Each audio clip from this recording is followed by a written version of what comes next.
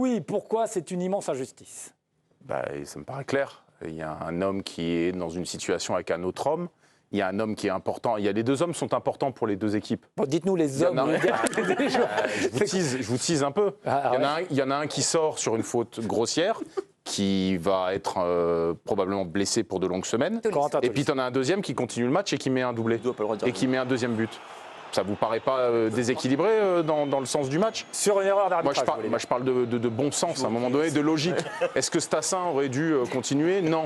Donc c'est lui qui met le deuxième but. C'est pas une injustice, ça? Est-ce que Lyon aurait dû continuer avec un joueur de plus par rapport à Saint-Etienne? Alors, juste sur la blessure de Tolisso, on ne sait pas encore la blessure. Est-ce que la physionomie du match aurait été la même en deuxième période avec... Si ça, c'est pas une injustice, écoutez, j'ai hâte d'entendre mes collègues.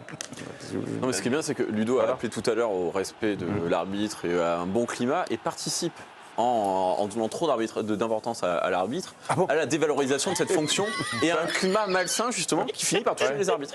Mais non, moi je dis non. Il faut le dire à Tolisso, ça. Moi je dis non parce que les Lyonnais eux-mêmes, et c'est tout à leur honneur, ont quand même pas voulu se cacher derrière ça et ont bien dit qu'ils avaient totalement raté leur derby, qu'ils avaient totalement raté leur première période et leur entame de match.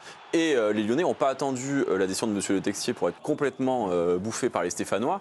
Et ils ont eu un mal fou à se remettre dans le match parce que Saint-Etienne a aussi fait un très bon match. Anthony, s'il y avait eu le carton jaune, le carton rouge, pardon. Si le carton rouge avait été validé, si le joueur avait été exclu, il n'y aurait pas eu un autre match. C'est pas parce que tu rates ta première mi-temps que tu vas rater. On ne peut pas nier qu'évidemment, si c'était passé d'autres événements et que si Saint-Etienne avait joué à 10, ça oui, personne ne le saura jamais. Mais moi, je suis toujours mal à l'aise quand on lit le résultat d'un match à une décision d'arbitrage. À un moment donné, il se passe beaucoup de choses dans un match et c'est pas une décision de l'arbitre, à un moment donné, toute importante qu'elle fût, qui va tout changer en fait. Parce qu'il se passe des choses et c'est en joueur contre en joueur. Et il se trouve que moi j'ai vu des Stéphanois qui ont fait un meilleur match que les Lyonnais, donc ils ont gagné. Donc j'ai du mal à y voir une injustice. Je vous propose d'écouter juste Saïd Njimi, ancien arbitre, excellent consultant pour la chaîne L'Équipe, notamment dans nos grandes soirées, qui s'est exprimé il y a quelques minutes dans l'équipe de choc. Son regard d'arbitre justement sur ce qui s'est passé, c'est très intéressant, écoutez. Je la comprends pas, d'autant plus qu'on a affaire à un de nos meilleurs arbitres, qui est reconnu sur le plan international, voire mondial, et qui a l'habitude de ce genre d'événement et l'habitude de ce genre de pression. Il voit tout de suite la faute et il met le carton rouge qui semble parfaitement justifié, d'autant que c'est difficile de voir à vitesse réelle.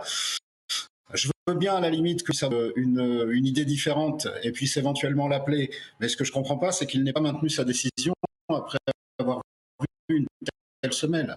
Comment comprendre au moment où il y a évidemment rouge 10 fois. En plus, pour l'Olympique Lyonnais, c'est une double, voire une triple peine, puisqu'ils auraient dû jouer à 11 contre 10, et puis ensuite, le joueur en question marque le deuxième but.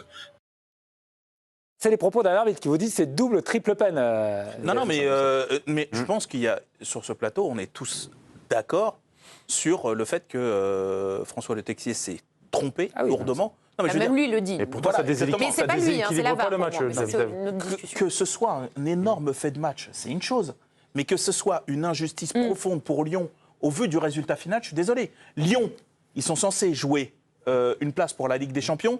Saint-Etienne, mais pas un pied devant l'autre depuis des semaines, lutte péniblement pour le maintien. Ils sont même pas à hauteur, avant le match en tout cas, à hauteur du barragiste. Il y a un déséquilibre énorme dans le rapport de force. Lyon ne peut pas dépendre uniquement, c'est là où je ne suis pas d'accord avec toi, le sort de Lyon ne peut pas dépendre uniquement de cette décision-là. L'équilibre d'un match ne peut pas tenir simplement qu'à la performance de l'équipe sur le jour J. En fait, c'est simplement que le foot doit se jouer à armes égales. Ouais. Là, c'est-à-dire que tu perds Tolisso, qui est quand même peut-être ton meilleur joueur de la saison. De l'autre côté, Stassin Rest, qui est peut-être le meilleur joueur de Saint-Etienne cette saison. Ouais. Donc déjà là, pour moi, il y a une certaine forme de déséquilibre qui est flagrante.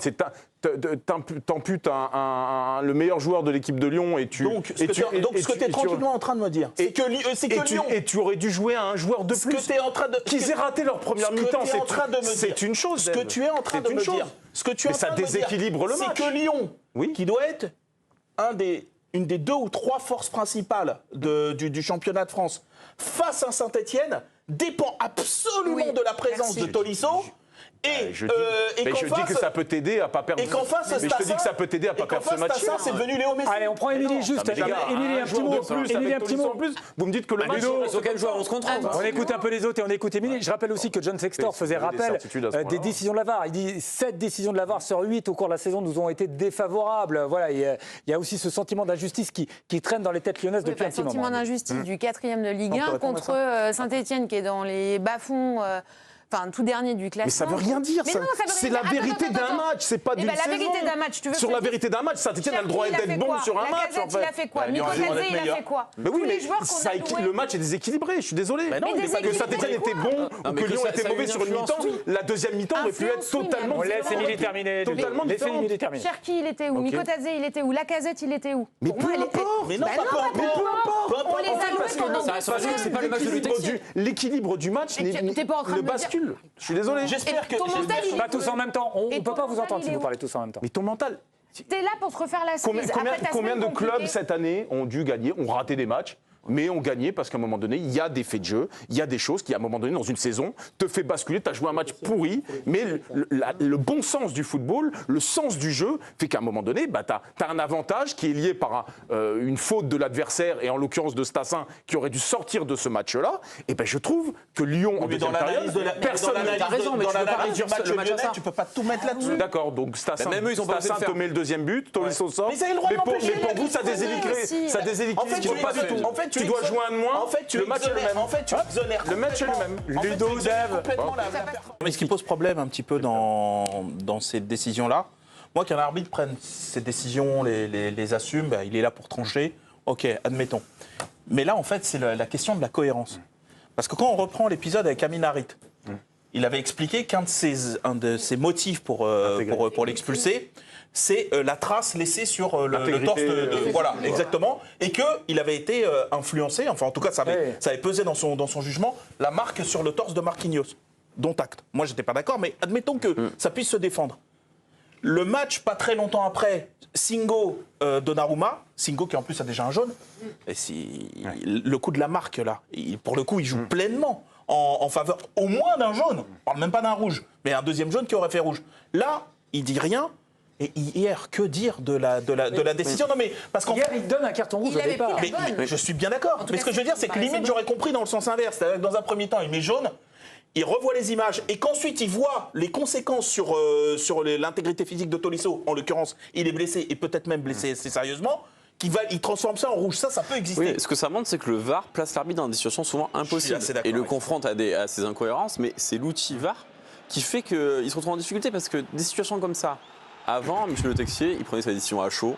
Et terminé. Voilà, et il a le droit de mettre qu'un jaune, ou il a le droit de mettre un rouge, parce que voilà, ça s'explique, il est à chaud. Mais sauf que si vous disséquez les images, vous vous apercevez qu'en fait, il peut y avoir des fois des interprétations différentes aussi. Enfin, par exemple, sur Harit, il y a des gens de toute bonne foi qui vont vous expliquer qu'il y a rouge. Moi, je pensais qu'il n'y avait pas rouge. Il y a des gens qui pensaient qu'il y avait rouge. Et il n'y a pas de scandale, en fait. Mais non. Alors, on peut prendre les deux décisions différentes. Sauf que les gens pensent que le VAR va accoucher d'une vérité unanime, et ce n'est pas vrai. Non, c'est une autre interprétation sur l'interprétation. Il y a autre chose, Ludo, il y a autre chose qui est important à souligner, c'est ce que nous a dit Saïd Ndjimi régulièrement, et notamment dans les grandes soirées sur la scène internationale. Je ne parle pas de la Ligue 1, mais sur la scène internationale, Saïd nous dit qu'à chaque fois qu'un arbitre est rappelé, justement pour aller vérifier, c'est parce qu'en effet, il y a une erreur manifeste, et donc aussi en il Ligue 1, revient protocole systématiquement sur sa décision. C'est-à-dire qu'une fois qu'il a été appelé, il revient systématiquement sur sa décision. C'est presque un protocole. Voilà. Jamais il ne confirme sa décision une fois qu'il a été appelé. C'est très souvent le cas en Ligue 1 aussi. C'est jamais.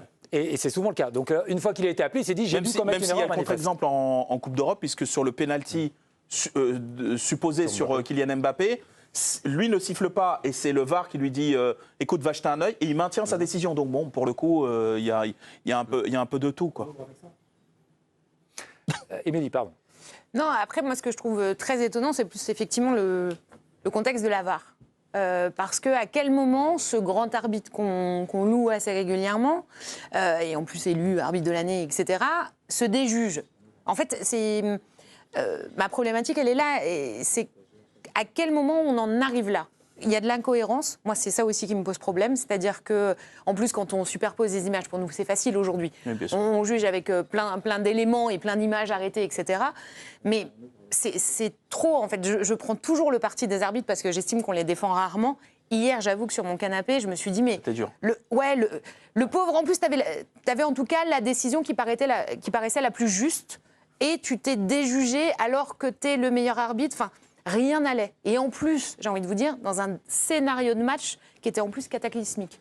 Donc, vraiment une position très compliquée, et sachant qu'après, dans ses déclarations, ils expliquent que oui, ils se sont plantés.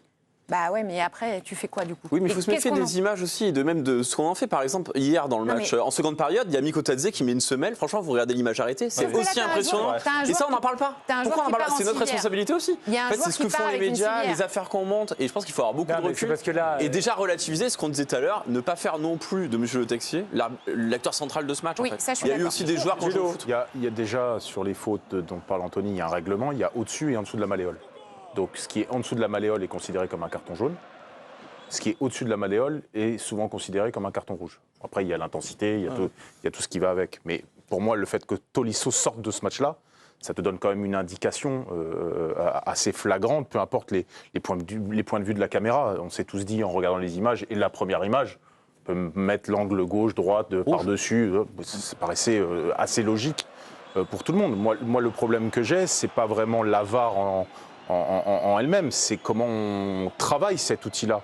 Qu'est-ce qui se passe à un moment donné quand un arbitre a une intuition, il est à 3 mètres, prend la bonne décision, les gens qui se permettent de lui dire non, t'as pas pris la bonne décision. Oui, c'est une erreur manifeste encore une fois. Il est censé être le meilleur, donc conteste ce choix-là, il revient, il change sa décision, puis derrière il s'excuse à la fin du match.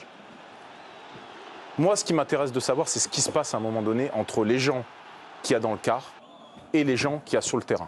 La clé du problème, elle est là pour trouver le problème aujourd'hui du niveau de l'arbitrage français, c'est sur les relations qu'il peut y avoir entre les 3 sur le terrain et les 3 dans le quart. Mais Ludo, c'est pas ça sera une source c'est l'arbitrage. Ça sera une clé pour comprendre à un moment donné comment fonctionne le niveau de notation. Et ce qu'il faut faire au rugby, c'est sonoriser, par exemple, l'échange entre l'arbitre. On parle déjà tout en arbitrage. Si en plus vous mettez le son, ça va devenir les mecs. En fait, on va faire des matchs d'arbitrage. Mais ne changeons rien. On parlera que de ça. Mais non, mais tu parles d'arbitrage français, mais il y a des problèmes partout parce que c'est des problèmes du VAR.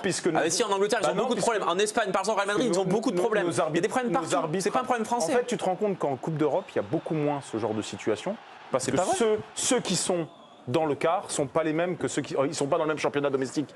Donc en fait, il n'y a pas de problème en fait, de concurrence, de notation, de machin. Et pour moi, la source du problème est là.